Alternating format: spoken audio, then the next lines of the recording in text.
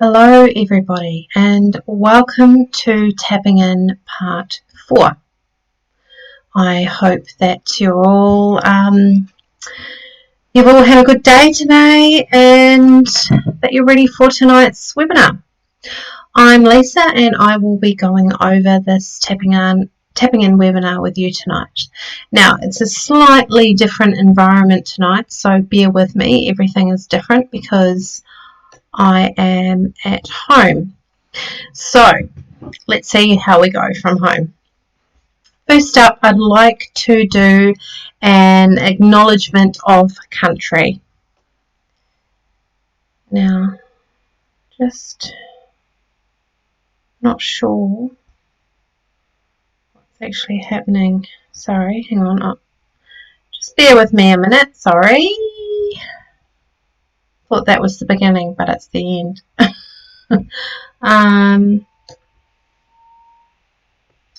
Now, okay.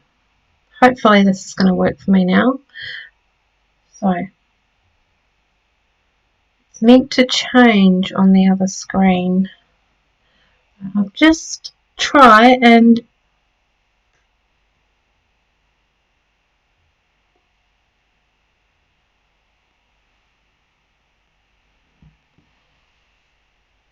just wait with me 1 minute, please. I'm just going to put the open forum question mark on there for 2 seconds while I just ask a question to my boss, because the pages don't seem to be turning on the first part. So just bear with me 2 minutes, please. Thank you.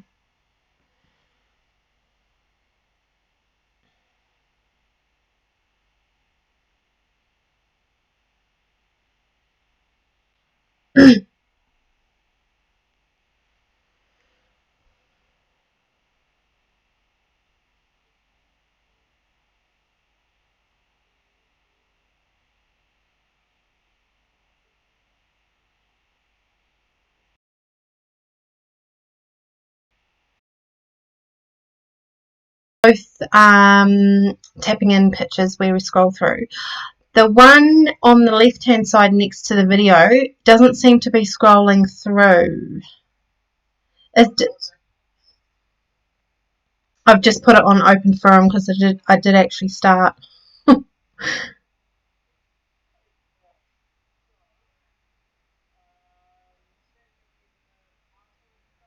Yeah.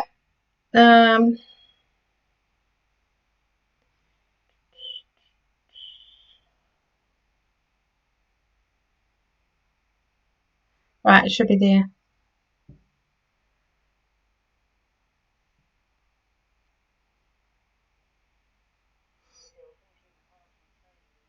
Oh, does it? Oh, what a pain.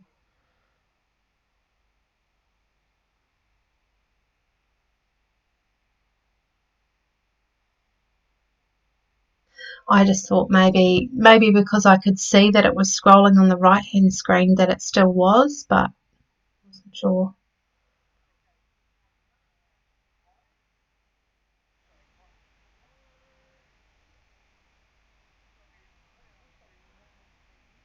Oh yeah, it's working now.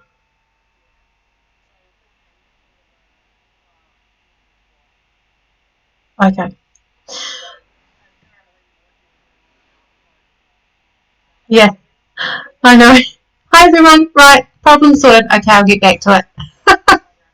Thank you. Okay, bye. Yeah. Oh, the joys of doing it from home. Now, it's working for me now.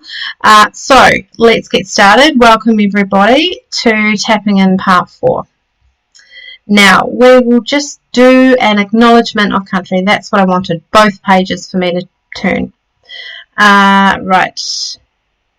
30-foot drop acknowledges the traditional owners of country throughout Australia and recognises their continuing connection to land, waters and the community. We pay our respects to the Indigenous people, their cultures and beliefs, both to the elders past and present. The funding. 30-foot drop would like to acknowledge the Department of Communities Disability Services for funding this and many other initiatives. Without them, Two Wise Monkeys would be without their support, such projects such as Two Wise Monkeys wouldn't be around, and we'd be much more poorer for it as a community. So, 30-foot drop on housekeeping. Oh, sorry, I missed a part. That little incident has thrown me a bit. This workshop is part of a Realities and Advantages of an Access and Inclusion grant awarded to 30-foot drop as the Information Linkages and Building grant, which was awarded in 2018 and 2019. Housekeeping for today's workshop. Unfortunately, we do not have all the resources to live stream and monitor all of the chats on every platform. We have platforms on YouTube, Facebook, our website, and Vimeo. So if you wanted to chat with us, you just need to head to the link below. Cara, you need to go out, please, now. Shut the door, please. My daughter, oh my goodness. So sorry, if you need to interact with us, go to the website and you can hit the live box, and that'll take you into an open chat box where you can ask any questions that you like. None are off limits. We'll be covering a lot of information in a short period of time. So we ask all attendees to try and minimise distractions. And okay, as you can see, my daughter just walked in. It is very hard to minimise those distractions, so bear with me also. As well, please make sure that 30-foot drop is tagged in all of the social media mentions. If you mention us, if you share, like, let us know, and tag. And if you know anyone as well that might benefit from this webinar, then please let them know of the up and coming webinars that we do. We run 6 webinars and they're all different things, but they're all to do with disability and impairment, so please share it.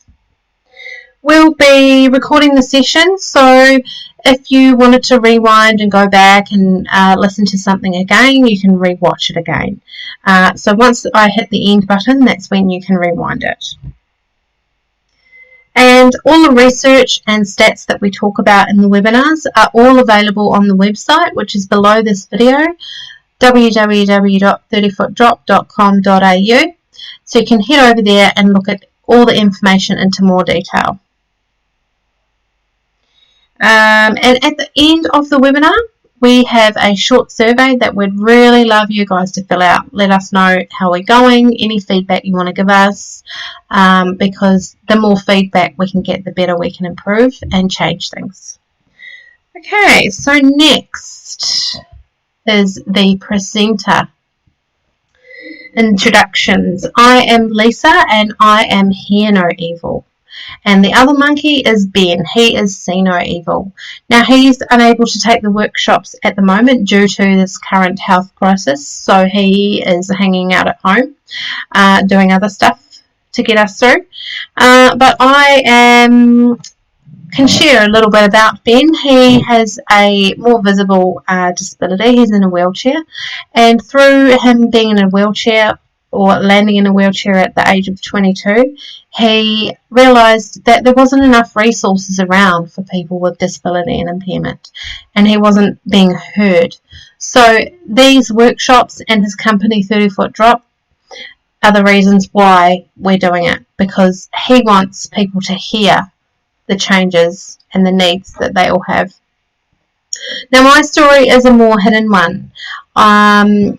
At the age of 8, I was diagnosed with mild dyslexia. Teachers used to hit me on the head, read out my low marks, yell at me in front of all my classmates. Why don't you understand? What's wrong with you? Making me feel like a total idiot, completely dumb and unworthy. But despite these challenges growing up, I was so determined to prove them wrong and do well.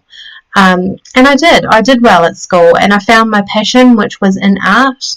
I've travelled all around the world with my art diplomas and degrees. I've done picture framing for 12 years, museum grade framing, where I can work with, like hundreds of year old pieces of artwork, how to look after them, how to preserve them.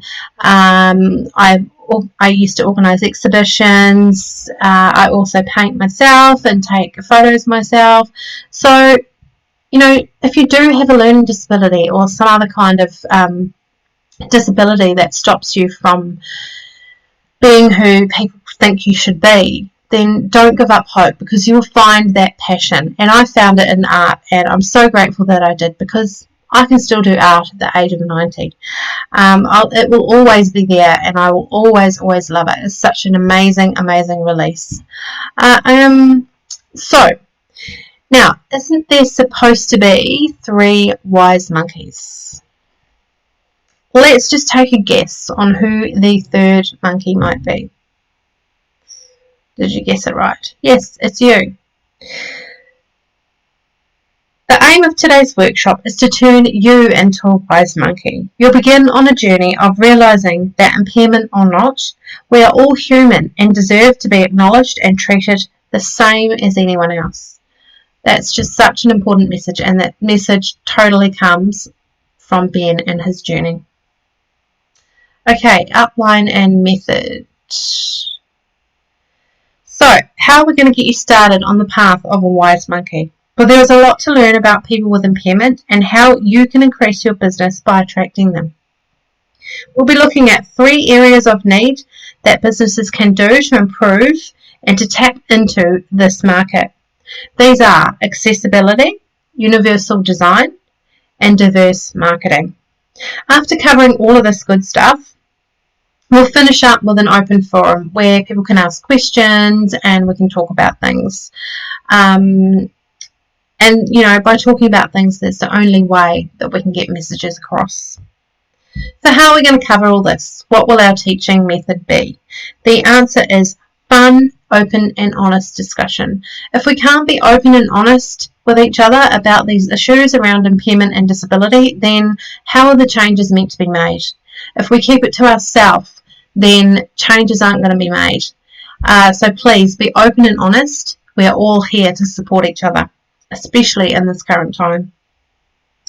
And you will also notice that there's very little written content on the slides, and that is to make it easy for you all to interact, for you all to understand what's going on by listening and looking. We haven't got loads of information stacked on there where you're trying to figure out what's going on and keep up with the writing. And also, some people, it might be just too overwhelming for them. So we minimise it to keep it nice and easy for everyone. Right, we'll just go over some terminology and review that we use in our webinars. First is the difference between disability and impairment.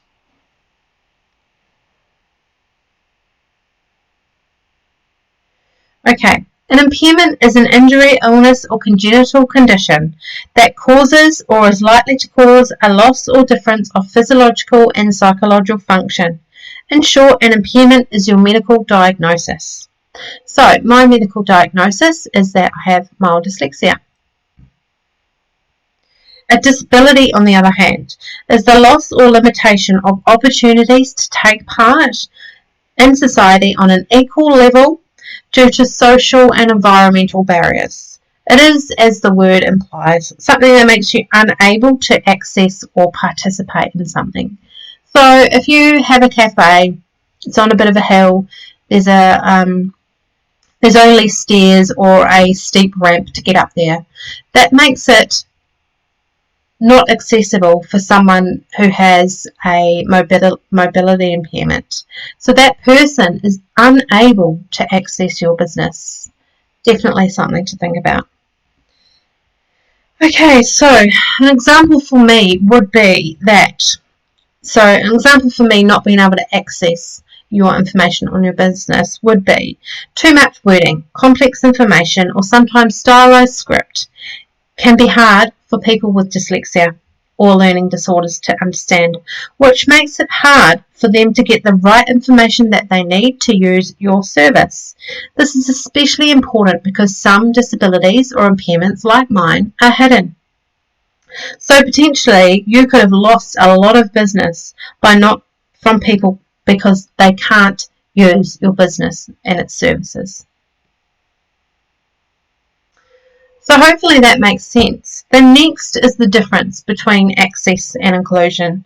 Access refers to the removal or reduction of barriers, physical and attitudinal, to participate in activities and functions of a community. At its core, access focuses a lot on the physical world around us and can be assessed with a checklist.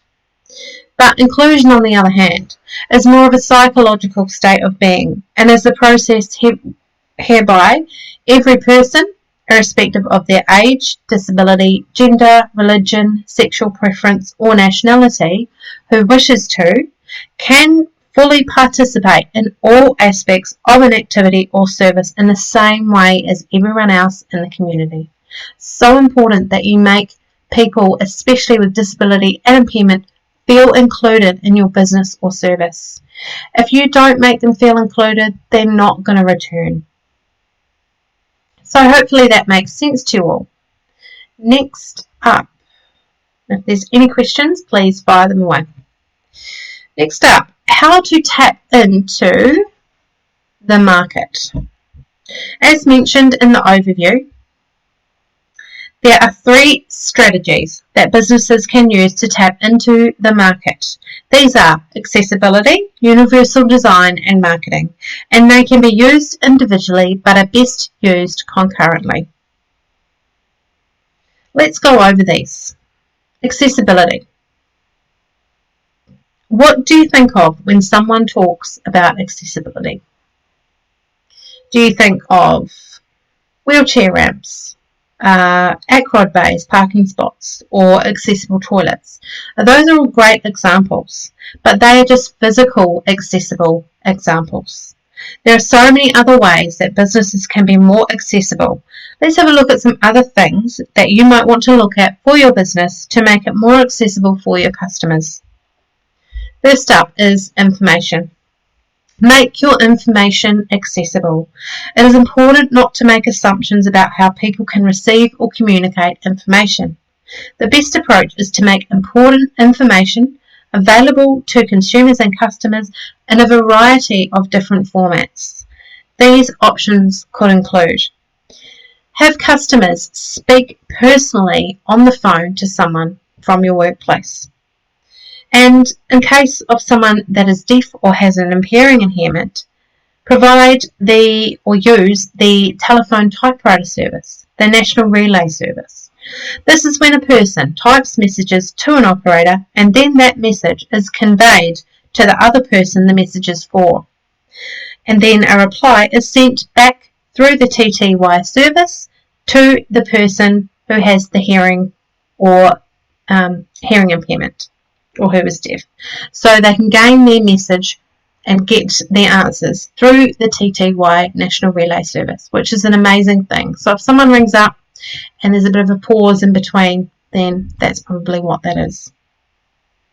Okay, you could also provide, or you will need to provide, hard copy written material, but also please include that in size 18 font, because if you've got it in tiny wording, some people aren't going to be able to read it. So have that available on menus or in other parts of information in your business. Have it on a bigger font so that people can read it. Electronic formats, including emails, websites and chat services. All of these need to be available for people with impairment and disability. You could provide a USB with information on it, or you could make an audio recording for people. Some businesses have taken it on board to consider an audio loop system in their shop fronts or offices, making it easier for people with hearing aids to tune in with Bluetooth and listen to what the information is about for that business, what needs to happen, what they need to do next. You could also look at providing Auslan interpreting, depending on what it is, whether you've got an event coming up, say you're a presenter like me, you're going to be on stage, you need an Auslan interpreter. And also have Braille on request for people that are blind, so that's the raised wording. Okay, next up we have maintaining an accessible premises. An accessible design premises is great, but if not maintained, it can be disastrous and in some cases be very dangerous. Let's go over some of these issues that you need to be aware of. Do not lock bathrooms or lifts that are going to be used by the members of public when the shop or business is open.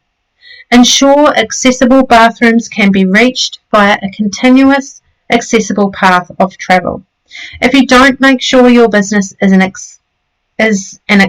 inclusive practice, then people with disability or impairment may feel unwanted at your business if the toilets are locked. There'd be nothing worse if you had a mobility issue, you've gone to a business, you've got what you needed, then you ask, where are the toilets? Go to find the toilets, they're locked.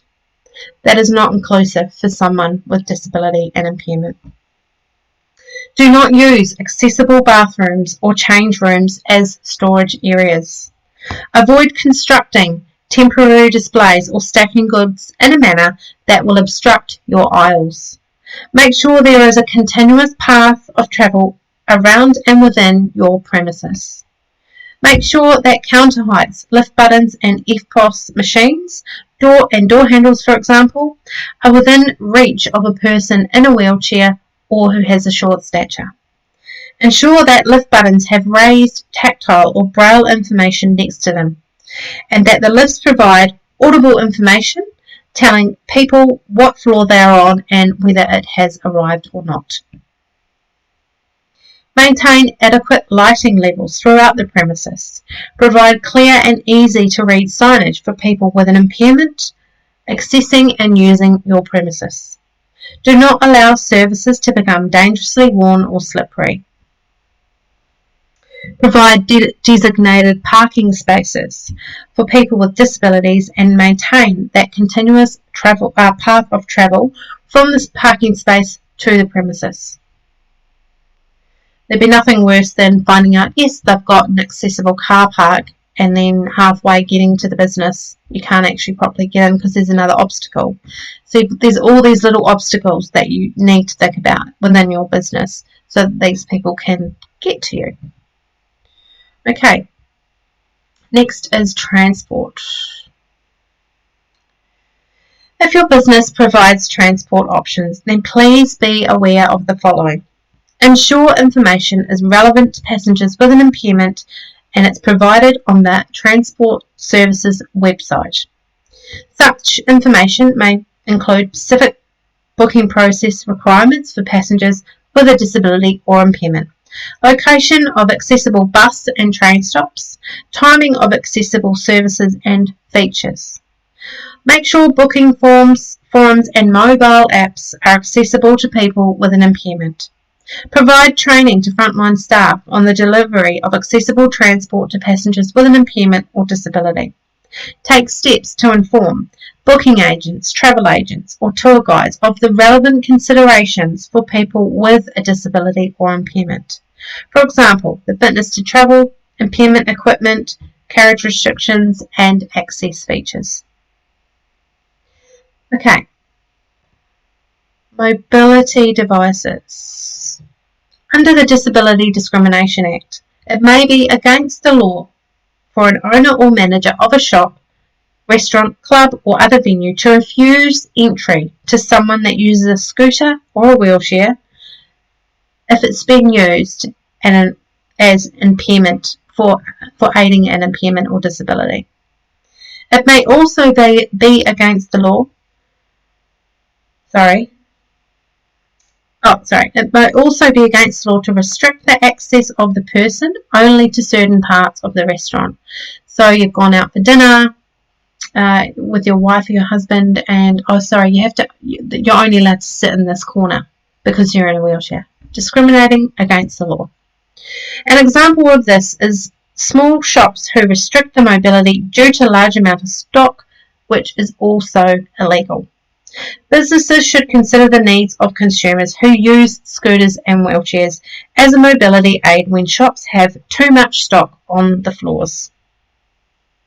The general tips for maintaining an accessible premises mentioned in the earlier section of the resource also apply to people who use mobility devices, and if customers can't get in the door, then are they going to spend money at your business?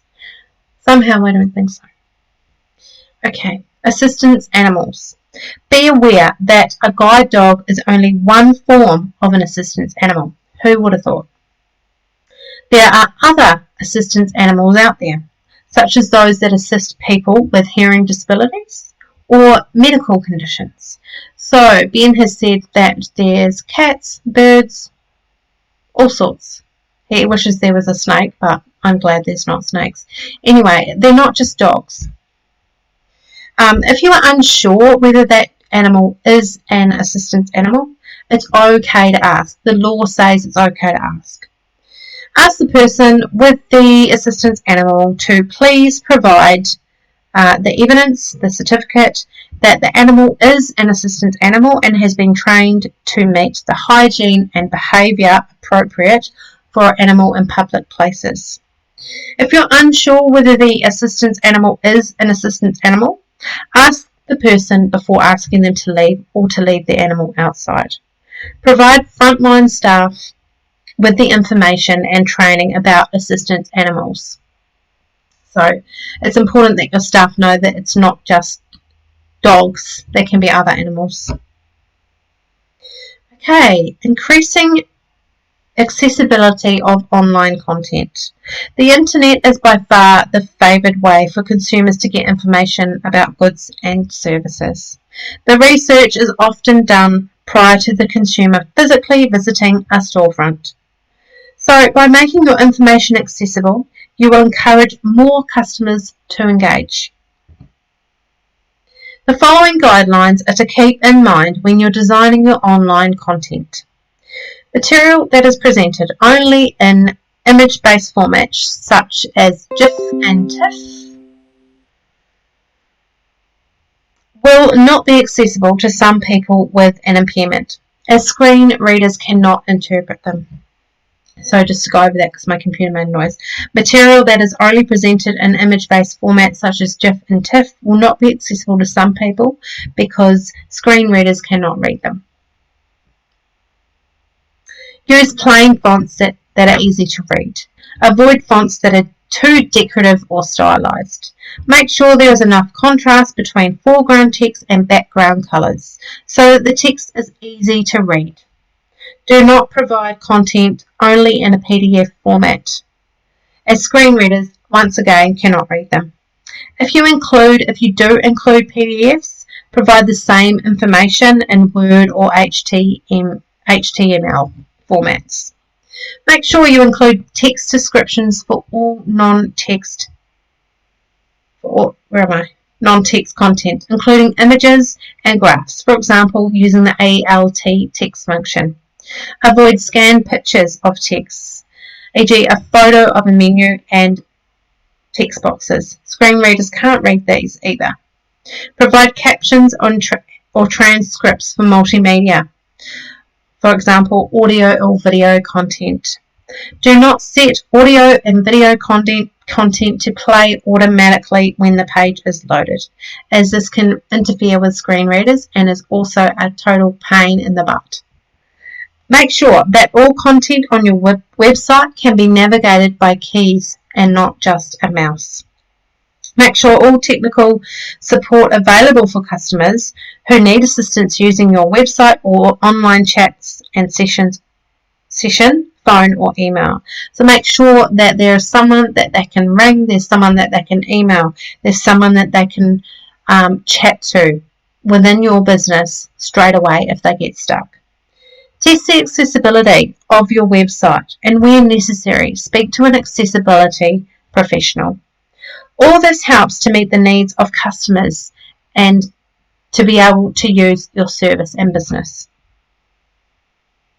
Okay, next we will go into planning events. We'll be covering accessible tourism and events and looking at the opportunities into greater detail tomorrow. These tips that we will look at now are specifically for the physical event. When planning events, including meetings, festivals, conferences, lectures and fundraisers, you need to take all responsible steps to ensure that the event is accessible so that people with impairment can attend and participate. Considerations should be given to the issues raised in each of the earlier sections of this workshop, in addition to the following. Explain the accessibility of the venue on an invitation or registration form, and request attendees to inform you of any accessibility requirements that they may have. An example of these could include show people or have the access process or have maps for people with an impairment. Explain accessibility and the maps using these maps and for people in wheelchairs. So what that is you could have a map available of your premises or your event or your venue, showing different areas where people with a disability or impairment can go for the services that they need. Make sure all handout material is also available in an electronic format when requested. Additionally, the following considerations could also be made when using a venue. Make sure that sufficient, clear, simple and visible signage to direct people. Make sure there is visible, simple and clear signage to direct people where to go. Ensure the venue is large enough and set out in such a way that people with impairment, including people using mobility devices and wheelchairs, can move freely around the venue. There'd be nothing worse than being parked up in an amazing venue that you've paid for. You're in your wheelchair or you have a mobility issue. You're sitting there and you can't move. Everyone wants to get up and stretch and move around. And people with a disability and impairment are no different.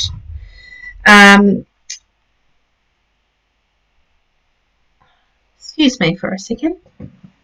Out you go, out. The dog's just coming. Out you go. Come on, out. Out.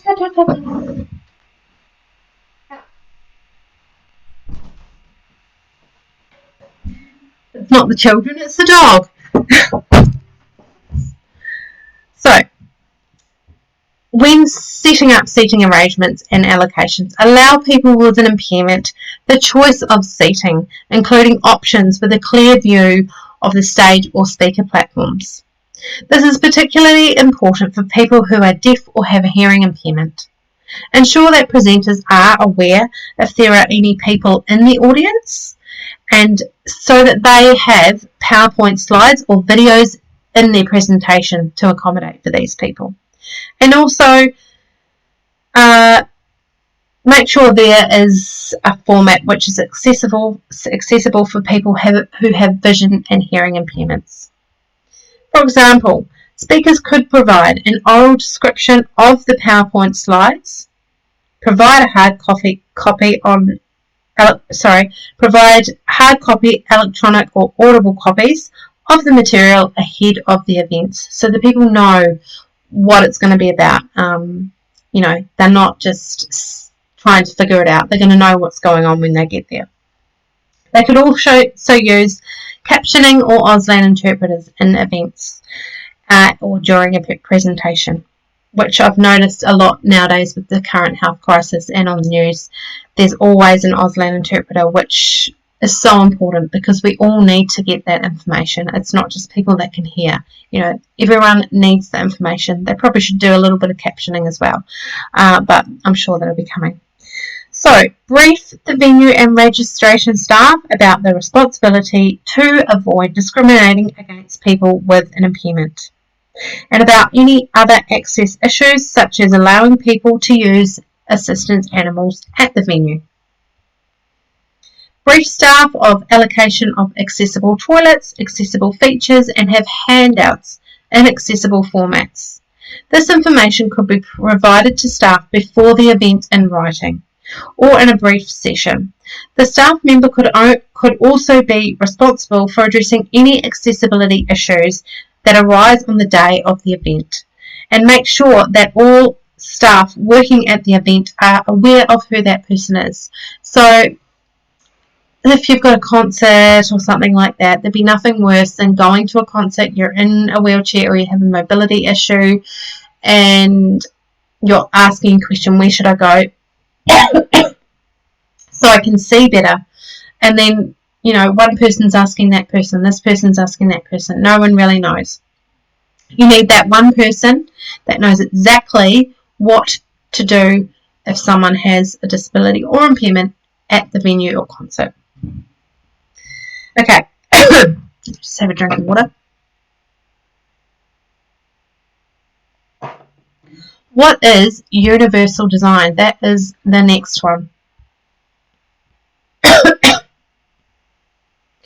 So all of the tips to increase accessibility are great, but what is even better than a solution if the problem didn't exist at all? Universal design is a great way to make sure your organisation is amazingly accessible and is cheaper, faster and visually more appealing than fixing it later. So what is universal design? Universal design is the design and composition of an environment so that it can be accessed, understood and used to the greatest extent possible by all people regardless of their age, size, ability or impairment. Excuse me. In short, it has been society designs with everyone in mind.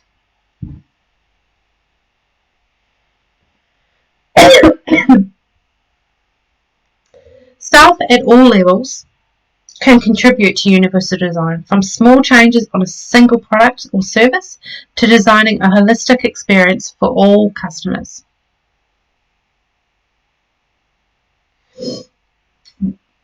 Business case for universal design. When done right, universal design is more than just catering for customers with impairments. It can have the following business benefits: increased market share. A universally designed product will be usable, accessible and appealing to a wider customer base. Enhanced customer satisfaction and retention. A satisfied customer will tell other people about the product, service or environment, increasing and potentially creating new customers. Sorry, the water went down the wrong way. Market crossover. Products which are aimed at specific target groups can sometimes generate interest and demand from unforeseen markets. The OXO Good Grips range, which are kitchen products, which are especially designed for older people and people with arthritis or limited hand movements. This kind of out-of-the-box thinking can generate widespread demand. And I actually have one of these, and I had no idea that that's what they were used for. And they're just amazing. Right, I am just going to just hit a break for a second because my daughter's just walked in again. I just need to take her out. Hang on a minute.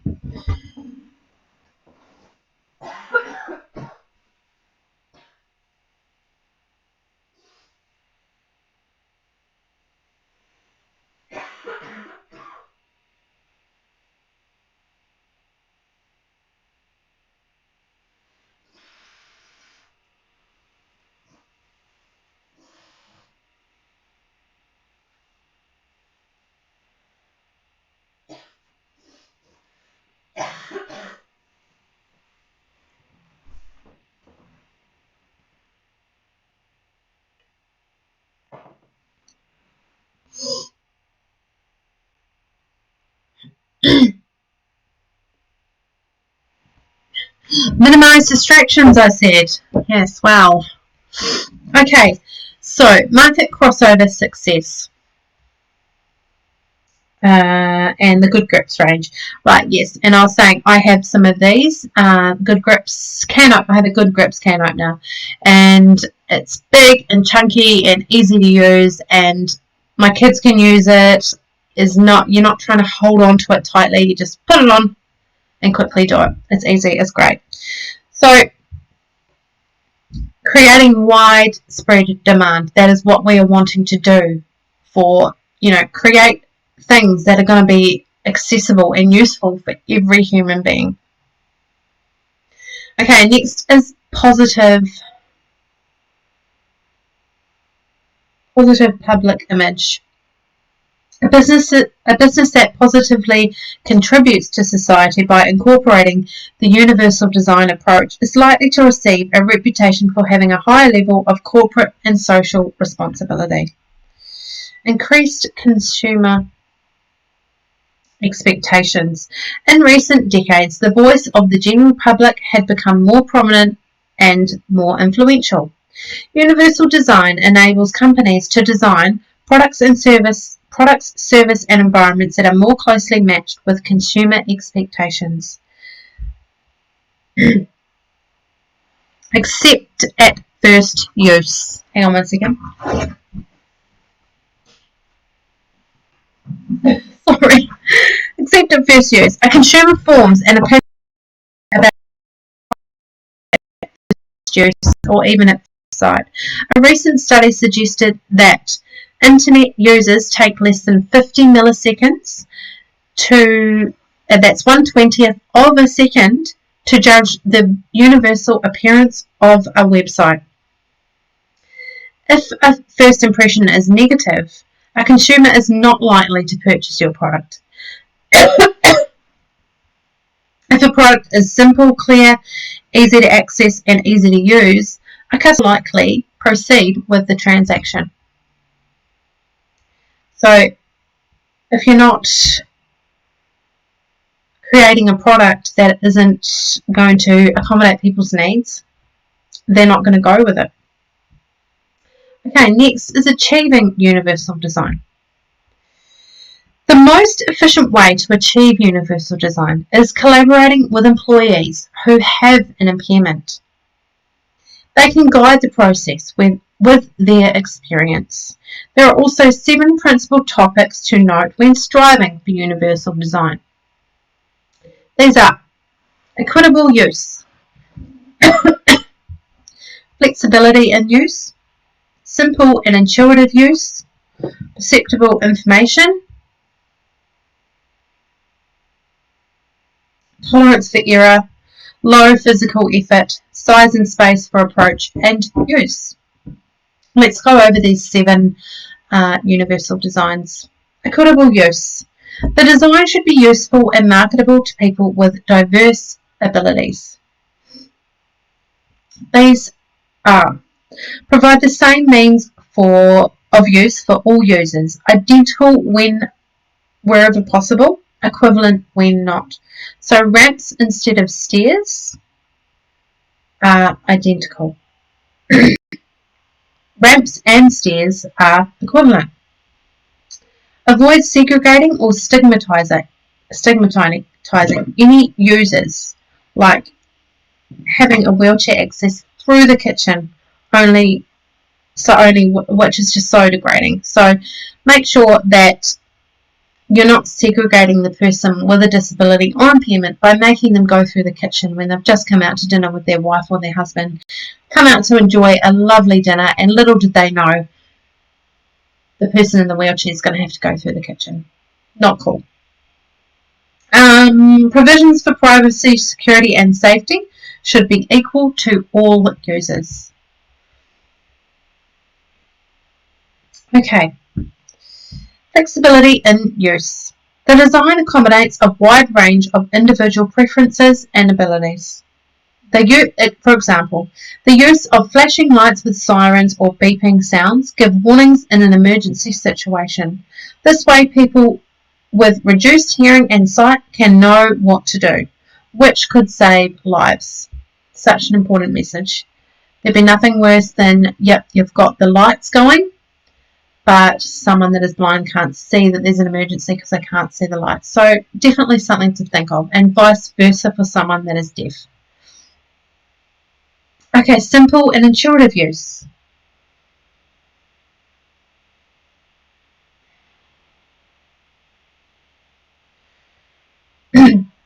Use of design is easy to understand, regardless of the user's experience, knowledge, language skills, or current concentration level. The universal female and male symbols on a bathroom door are easy to understand by everyone, and it's better than stylized script. The guidelines for simple and intuitive use are: eliminate unnecessary complexity. Be consistent with user expectations and intuition. Accommodate a wide range of literacy and language skills. Arrange information consistent with its importance, and provide effective prompting and feedback during and after a task completion. Okay, perceptible information. The design communicates necessary information effective to the user, regardless of the ambient conditions or the user's sensory abilities. The guidelines for these are an example. Now, this is an example. Raised tactile indicators on this picture not only warn people with a vision impairment that there's a hazard coming up, but it also alerts people that there's a road, or it alerts people to stop in their tracks, whether they are blind. You know, any normal person walking down the road, that's going to stop them a little bit. So these things are there to help people, especially with disability and impairment. And who here thought that that was a decorative thing in the street? I did. I thought it's very pretty. And then little did I know that it was actually for people with disability and impairment. Interesting. Okay. Guidelines for perceptible information. Use different modes, pictorial, verbal, and tactile, for redundant presentation of information. Provide adequate contrasts between essential information and its surroundings. Maximize essential information. Make it easy to give instructions. Give instructions or directions. Provide compatibility with a variety of techniques or devices used by people with sensory limitations and impairment. Okay, tolerance for error. The design minimises hazards and the adverse consequences of accidental or unintended actions. An example: guards and handrails on ramps provide a tolerance for error when using the ramp. Guidelines: arrange elements to minimise hazards and errors. Most used elements, most accessible and hazardous elements. Eliminated, isolated or shielded. Provide warnings of hazards and errors. Provide fail-safe features. Discourage unconscious actions and tasks that require vigilance. Low physical effort. The design can be used efficiently and comfortably with a minimum of fatigue. For example, installing a lever handle door handle means that you can open the door with your elbow or closed fist, benefiting people who have limited mobility in their hands, who have arthritis, carrying hot coffees, carrying shopping bags. This is an amazing example because it's something I never thought of before. Lots of people can't actually open round door handles with limited mobility in their hands, or they have arthritis. It hurts them, or they can't do it. So a lever door handle is going to be good for everyone to use. Okay, the guidelines for low physical effort. Allow a user to maintain a neutral body position. Don't have things around them that are going to be hard for them to turn to be able to use. Make it easy and neutral for everyone. Use reasonable operating forces. Minimise repetitive actions and minimise sustained physical effort. All very interesting things there to think about. Size and space for approach and use. Appropriate size and space is provided for approach, reach, manipulation, and the use regardless of the user's body size, posture, or mobility. For example, accessible parking spaces are designed with a shared area and are placed closer to the building entrances to allow people with mobility issues and devices to access easily. Guidelines for this. Provide a clear line of sight to important elements for any seated or standing user. Make components reachable and comfortable for any seated or standing user.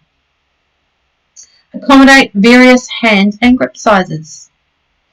Provide adequate space for the use of assistance devices or personal assistants or even assistance animals.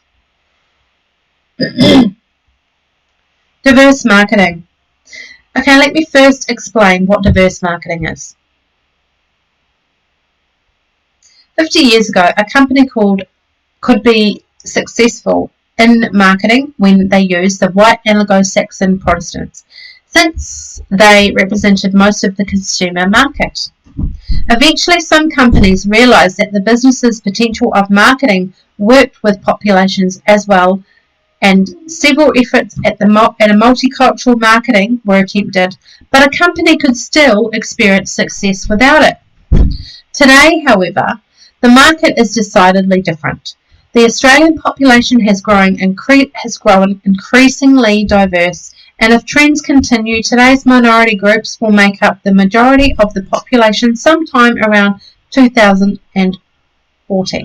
This general market strategy may already no longer be effective in some contexts, requiring organisations to diversify their marketing strategies. Customers in different cultures have different values, experience, expectations, and ways of interacting. Even within a culture, such differences will be apparent between different subgroups and not just ethnically, but also age, gender, profession, religion, family size, physical environment, and more. Diversity marketing involves acknowledging that marketing and advertising must also offer alternative ways of communication to other diverse groups. With that knowledge, diversity marketers aim to develop a mix of different... Jaden, get Claire out, please. Take her out now. Oh, it's the dog that's the problem. With that knowledge, diversity marketers aim to develop a mix of different communication methods in order to reach people in different areas of diverse groups presented in the market.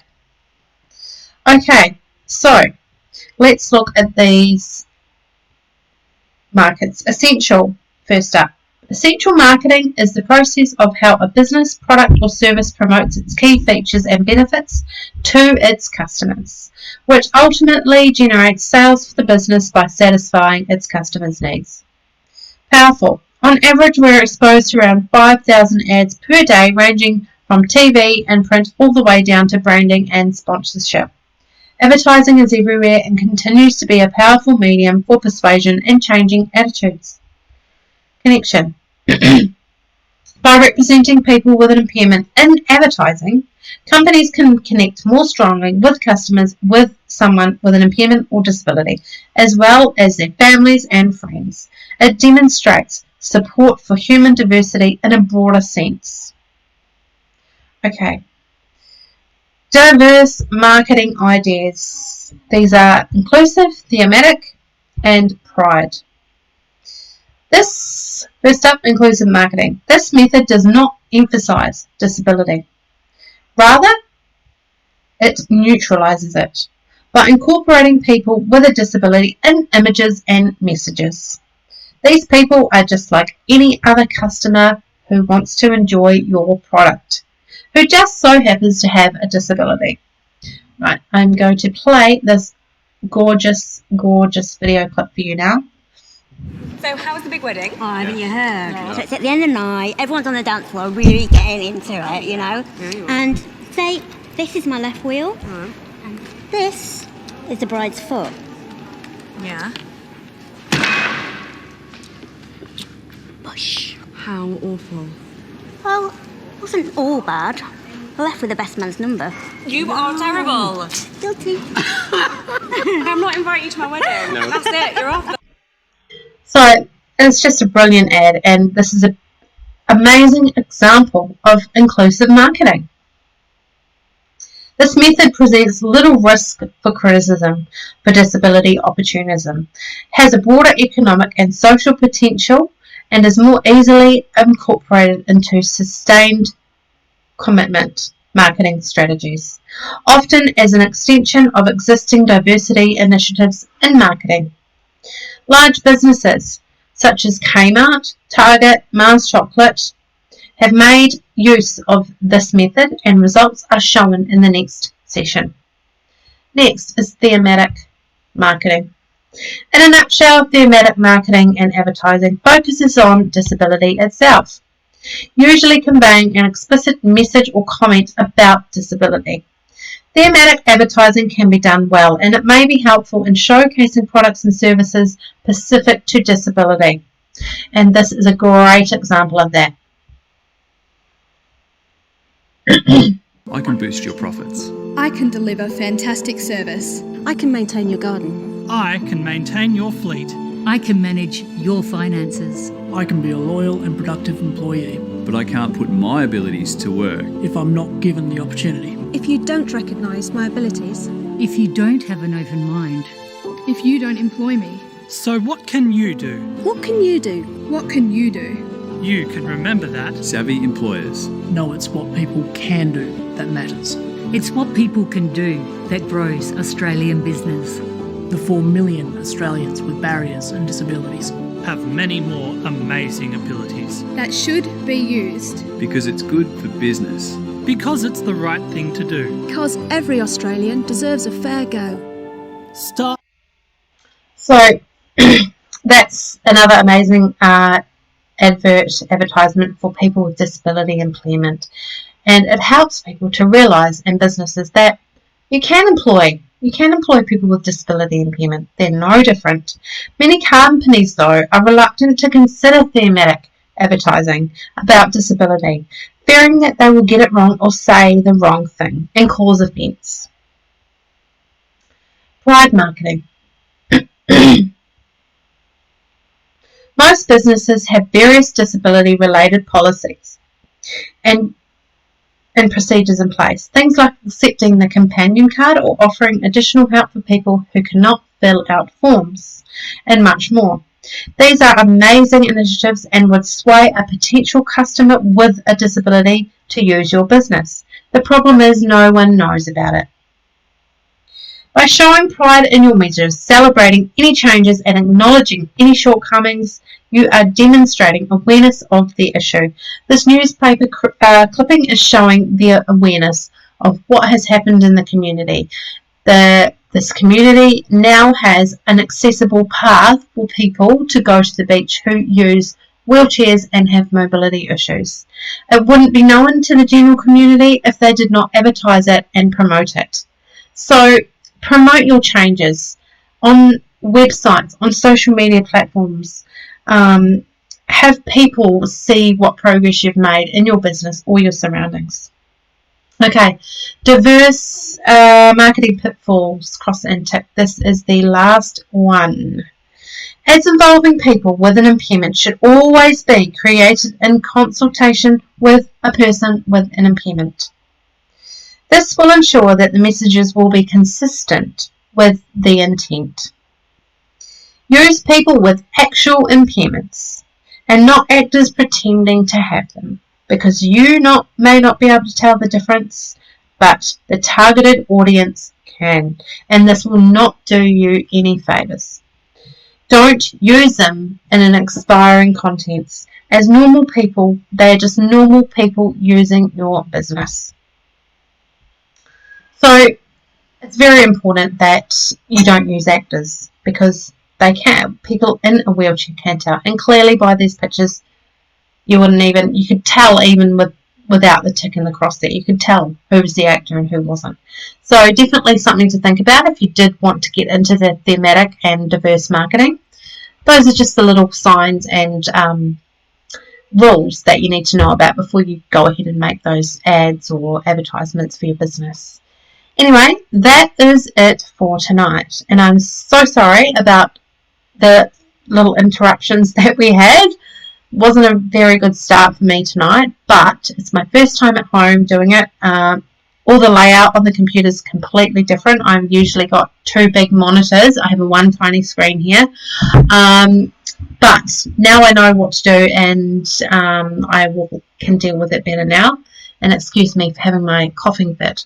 Anyway, if you have any questions, I would love it if you could send me anything that you have, anything that you'd like to ask me. I am going to be turning off the video for 5 minutes for anyone that would like to send me in any questions. But if you do have to go, thank you for joining me, and I will be doing part 4 tomorrow morning, and I guarantee there will be no interruptions. Touch wood. So yeah, join me tomorrow if you need to go, but if you do have any questions, stay on the line and send me a question. I'll be waiting. Right, I'll see the rest of you in 5 minutes to answer any questions. But if some of you have to go, please take care of each other. Stay well. Back soon. Rest.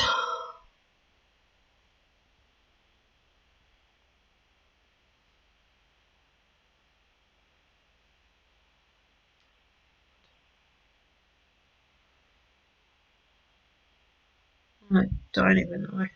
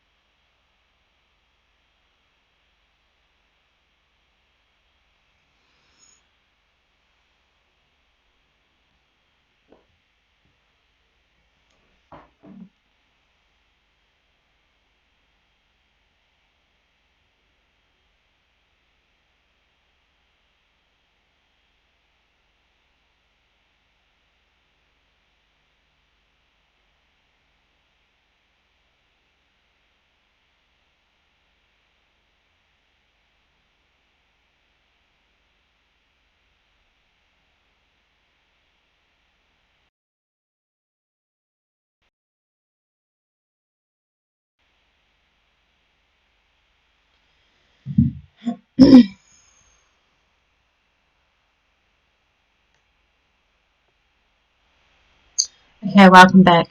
Now, there doesn't appear to be any questions, but my chat box has disappeared. I'm really sorry, but if you did have a question, please email the Facebook page or message us on our website, which is www. I hope you enjoyed tonight. Tomorrow we will be looking at tourism and events management, so join us for that. It's not as long as tonight. Tonight's one is one of the longest ones, but yes, take care of each other and please join me tomorrow. Thanks for tonight. See you later.